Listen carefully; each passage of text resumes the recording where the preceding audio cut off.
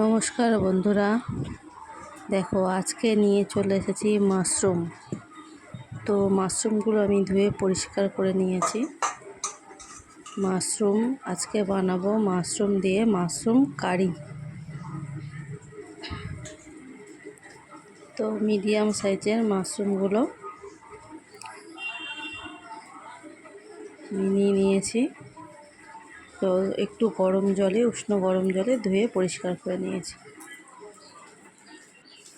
তারপর দেখো টুকরো টুকরো করে কেটে নিয়েছি। কেটে নুন, হলুদ, লঙ্কার গুঁড়ো আর সামান্য সর্ষের তেল মাখিয়ে রেখেছি।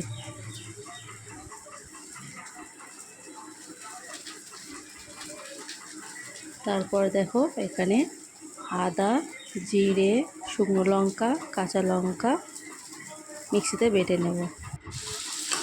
আর এদিকে দেখো কড়াই আলু টুকরো করে কেটে নুন হলুদ দিয়ে ভাজতে বসিয়ে দিয়েছি। লাল লাল করে ভেজে তুলে নেব আলুগুলো। তারপর ফোড়নে দেব শুকনো লঙ্কা, তেজপাতা আর সাদা জিরে। তারপর পেঁয়াজ কুচি দিয়ে দিয়েছি। লাল লাল করে ভাজা হবে পেঁয়াজটা।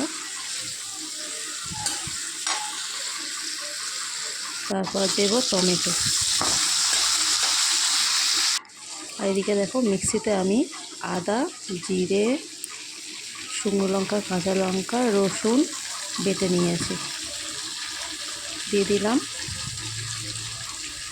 এবার নাড়াচাড়া করব।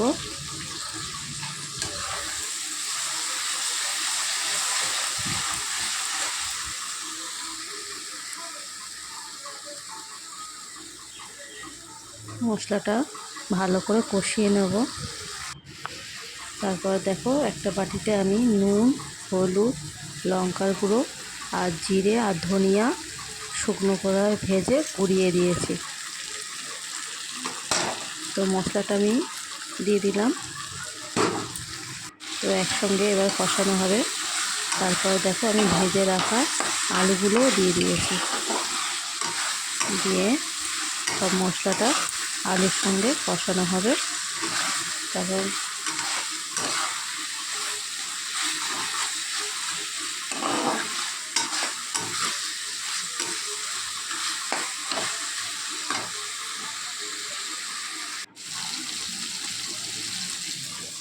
তারপর দেখো মাশরুমগুলো এবার আমি দিয়ে দেব। আরও 2 মিনিট কষিয়ে নেব। মাশরুম, আলু আর মশলাটা সব একসঙ্গে কিছুক্ষণ কষিয়ে নেব।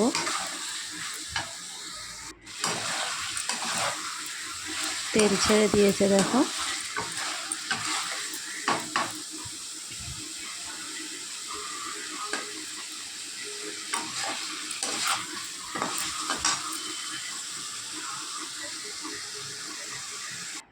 তারপরে জল দিয়ে 10 মিনিটের মতো আমি ঢেকে দেব। 10 মিনিট পরে ফিরে আসছি।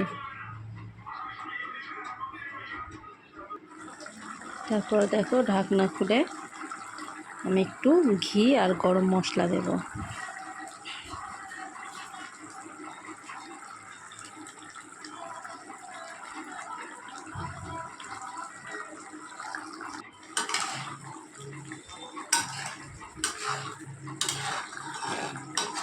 তো আমার রেডি হয়ে গেছে মাশরুম কারি।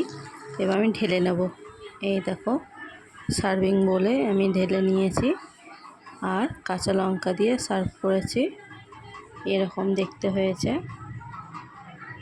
খুব টেস্টি হয় মাশরুম কারি। ভালো লাগলে চ্যানেলটা সাবস্ক্রাইব করো, লাইক করো। Thank you all.